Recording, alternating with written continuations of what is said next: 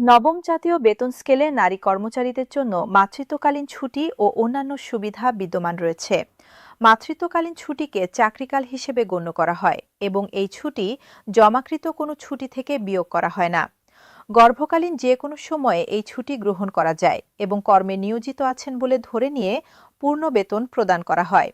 BD service rules মাতৃত্বকালীন ছুটির ক্ষেত্রে সরকারি চাকরি সেরা সুবিধা দিয়ে থাকে। যে কোনো সরকারি মহিলা চাকরিজীবী মাতৃত্বকালীন ছুটি হিসেবে ৬ মাস পূর্ণ বেতনের ছুটি পাবেন। এই ৬ মাস পুরোপুরি বাসায় বসে সন্তানের দেখাশোনা করতে পারবেন এবং একই সাথে পূর্ণ বেতনও পাবেন। আরটিভি বাংলাদেশ মাতৃত্বকালীন ছুটিতে থাকাকালীন মূল বেতন, বাড়ি ভাড়া ভাতা, চিকিৎসা ভাতা এবং শিক্ষা সহায়ক ভাতা পাওয়া যায়। তবে টিফিন ভাতা, যাতায়াত ভাতা এবং পত্রিকা সুবিধা, টেলিফোন সুবিধার মতো অর্ডার ভিত্তিক সুবিধাগুলো পাওয়া যায় না।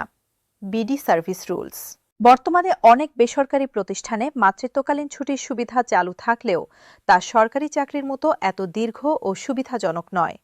বেসরকারি খাতে সাধারণত ৩ থেকে ৪ মাসের মাতৃত্বকালীন ছুটি দেওয়া হয় এবং অনেক ক্ষেত্রে পূর্ণ বেতন নাও দেওয়া হতে পারে। সরকারি চাকরিতে মাতৃত্বকালীন ছুটির এই সুবিধা নারী কর্মচারীদের কর্মজীবন ও পারিবারিক দায়িত্বের মধ্যে ভারসাম্য রক্ষায় গুরুত্বপূর্ণ ভূমিকা পালন করে।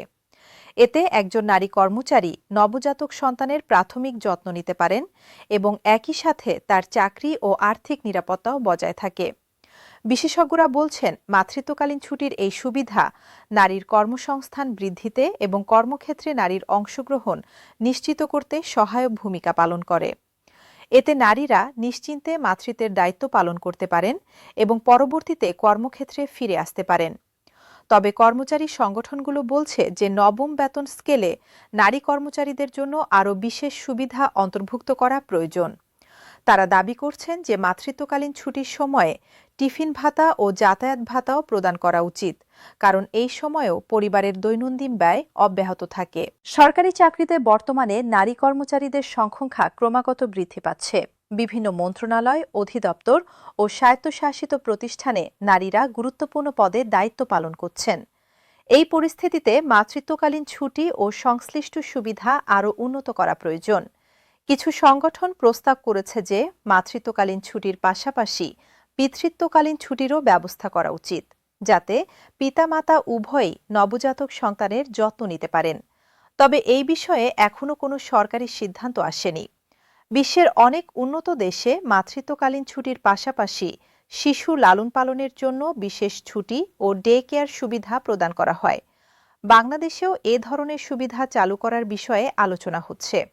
অর্থ মন্ত্রণালয়ের সূত্র জানায়, নবম বেতন স্কেলে নারী কর্মচারীদের জন্য বিদ্যমান সুবিধাগুলো বহাল থাকবে এবং প্রয়োজনে নতুন সুবিধা যুক্ত করার বিষয়ে বিবেচনা করা হবে।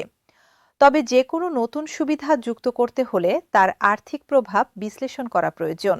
সার্বিক পরিস্থিতি বিবেচনায় বলা যায়, নবম জাতীয় বেতন স্কেলে নারী কর্মচারীদের জন্য মাতৃত্বকালীন ছুটি ও সংশ্লিষ্ট সুবিধাগুলো সংরক্ষণ করা হবে এবং কর্মজীবী নারীদের কল্যাণে আরও উন্নতির সুযোগ রয়েছে।